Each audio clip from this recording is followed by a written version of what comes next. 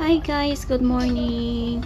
Have you seen the books here in my front? There are some books in here. There are different kind of story and then different title and then some of books here is I read it already and I uploaded to my YouTube channel, and then some of the books also here I didn't read it already, and then I want to read this book because I want to share it with you what is all about inside of this book. And then if you have a children, a kids, if they want to listen my story, they can check it on my YouTube channel, and then have some books and story there I uploaded, and then they can listen that one if they like. And then I choose the story here, this one, the Stonecutter. This story I want to read it now, and then I try my best to explain it very well, but sorry guys, because I don't want, I cannot read it very well maybe, or I cannot explain it very well, so pasensya na guys. I am very sorry if I cannot explain it to you very well, because that's why I read it this one and share the story what is all about the English story, because I want to practice my English, so practice can make your reading perfect, not perfect, but it can help you to read it well and then share it well and understand the story what is all about. So guys, the story I want to read it now is the Stonecutter.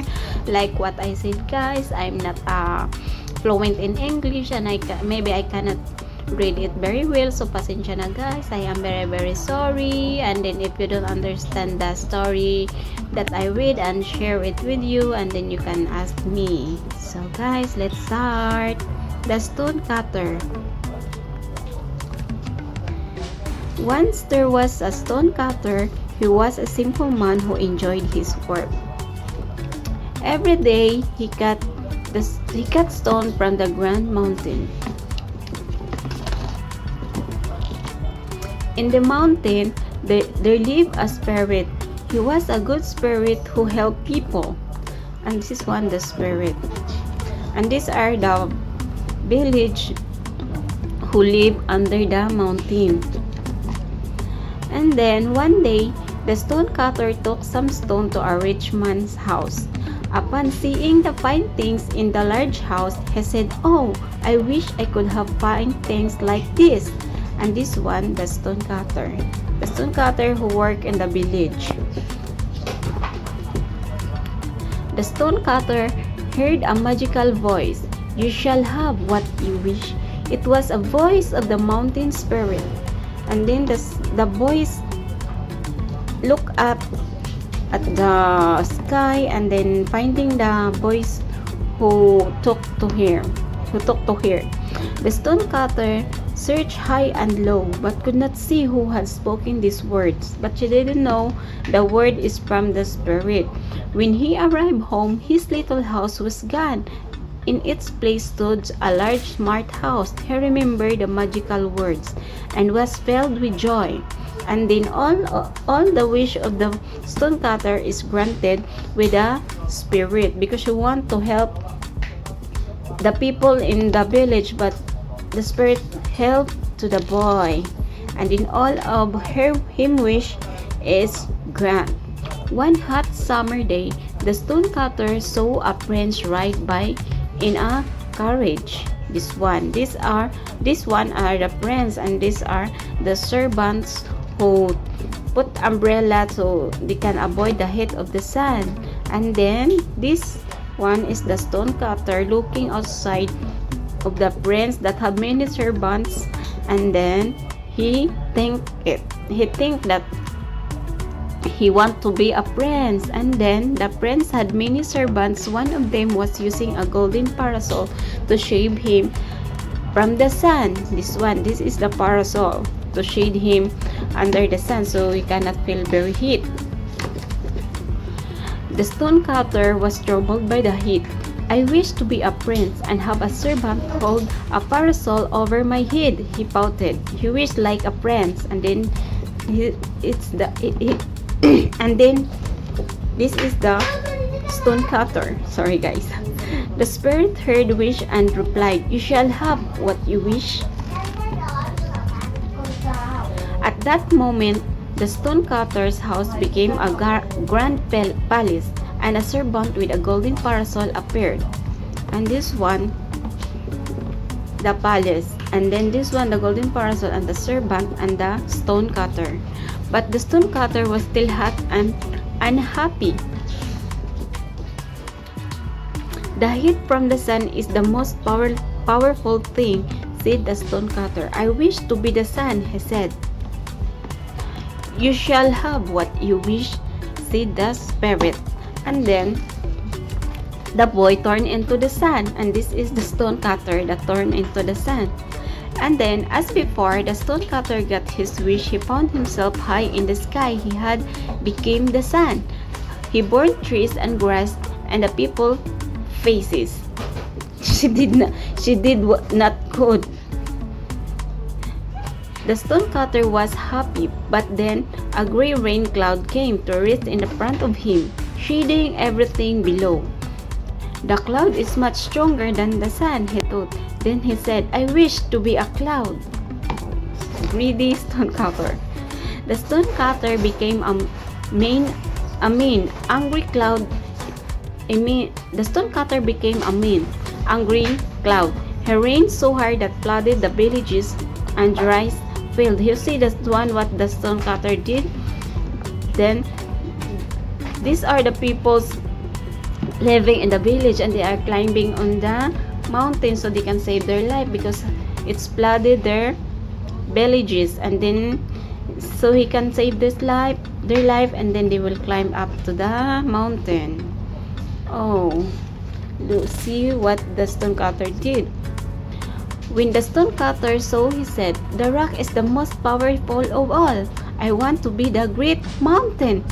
And then the stone cutter turned into the mountain, and then this is it. "Now I am the most powerful," he said. As he became the mountain, he didn't contented what he wished. But the next day, another stone cutter came. He took his hammer and started hitting the rock. And then, this is the stone cutter turned into a mountain, and then the other one stone cutter took the hammer and hit into the stone, and this is it. And then the stone cutter that turned into a mountain, he feel hurt because the man is hitting the mountain. And then I see now it's a man who is most powerful, said the stone cutter. "I wish to be a man again." And then one last time the spirit answered, "You shall have what you wish." And then they turn it into the stone cutter again. And this is it. She's turning into a man. And then the spirit is there looking at him. The stone cutter was a man once again. He realized he had been foolish. He cut stone and he lived in his little house once more. He lived happily as man for the rest of his life. So we have a lesson to learn from this story, that we contented what we have and then don't ask more, because if you get what you want and then you don't use to a good idea and then use in a good way, then what if God take it back to you and then you have nothing, and then what you do? And then you realize, and then but it's too late you realize. And then lesson learned from here is you must contented what you have and then use in a right way. If you have some money or things or a big house, don't use it in a bad way. So, and then you try to help others, and then don't too greedy with your things that you have, because we don't know that time came and then take it back to you and then you have nothing, and then where you go, nothing, no one help you because you don't help other, and then you looks like nothing. And then guys, have some numbering here, 1 2 3 4 5 6, and then have have the words in here writing up, and then said find each of the following in the picture, point to the correct letter. So if you want to answer this one, guys, you can see here at the picture have A B C D E F G, and then you can put it maybe the A B C D, and then you can put it in the number, and then which one is the same, like the carriage, and the carriage is letter F, and then you can put letter F in here, and then number 2 parcel, you can put letter D, and then that's only, guys. It's very easy to answer that one. And then if you know how to answer, and if you want to answer that one, you can answer, guys, if you are listening the story. In the other page, guys, you can see here, read the questions, choose the correct answer to each question, and then there are 6 sentences in here, guys. And number 1, where did the spirit live? If you want to answer that one, then you can answer that one by using these letters. So, guys, have 1 2 3 4 5 6 sentences here, guys. If you want to answer, guys, you choose the answer only in the other page, and then you can see here A B C D E F G. If you want to answer this one, use the pencil to match the letter in which number they are matched. And then the other page, guys, have some page in here, only one, and then you can see here, read the events, point the events according to their order in the story. So, guys, you can put a numbering here. You see this one have dots every sentence, and then if you want to answer this, guys, then you can find the number here, if which one is the number 1, number 2, number 3, number 4, number 5, and then you can put the numbering here if you are listening to the story again, and then you can answer it very well, guys. And then it's very easy, guys. And then the children, the kids love to listen the story if your kids want to listen the story, guys, and then you can read it for them, and even not the English, if what story you want, and then you can read it for them, and then you share it what's the story all about, and then what lesson learned they can get from that story. And then, guys, this story is very interesting because you have a lesson to learn that you need to use your money and in a good way. They don't use in a bad way, so if time will take it back to you, and then you won't regret, guys. Do you know? And then you always pray to God also that God will guide you what you want, and then so you won't regret everything what you did. And then that's all only, guys, and thank you for listening my story. And then if you want